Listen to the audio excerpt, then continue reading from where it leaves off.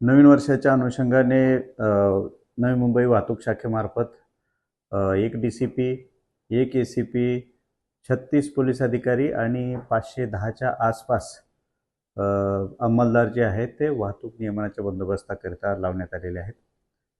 याच बंदोबस्तादरम्यान वेगवेगळ्या ठिकाणी नाकाबंदीचं देखील आयोजन करण्यात आलेले आहे. वाहतूक सुरक्षेच्या अनुषंगाने प्रबोधन करण्याचे सुद्धा काही ठिकाणं निश्चित केली आहेत. त्या ठिकाणी आम्ही वाहतूक नियमांचं सुद्धा प्रबोधन करणार आहोत. नवीन वर्षाच्या अनुषंगाने लोकांना वाहतूक साक्षरता, वाहतुकीचे नियमच्या संदर्भामध्ये माहिती देण्याचा आमचा प्रयत्न असेल.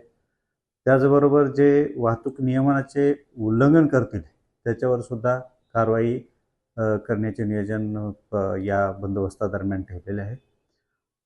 जे कोणी दारू पिऊन वाहनं चालवतील त्यांच्यावर निश्चितच कारवाई होईल. जे अतिवेगाने ओव्हर स्पीडिंग करतील किंवा गाड्या चालवतील, रॅश पद्धतीनं गाड्या चालवतील, त्यांच्यावर सुद्धा वेगवेगळ्या ठिकाणी नाकाबंदी लावून त्यांच्यावर सुद्धा कारवाई करण्याचे नियोजन करण्यात आले आहे.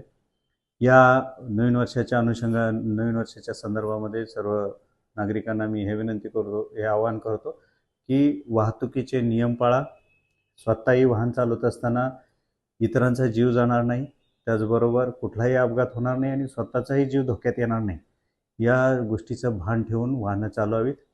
नवीन वर्षाच्या वाहतूक विभागाकडून, नवी मुंबई पोलिसांकडून आपल्या सर्वांना नवीन वर्ष भरभराटी जावं यासाठी सुद्धा शुभेच्छा. आणि आपण वाहतुकीच्या नियमाचं नक्की या वर्षापासून अधिक चांगल्या पद्धतीने पालन करू अशी सुद्धा मी अपेक्षा करतो. धन्यवाद. ठीक आहे.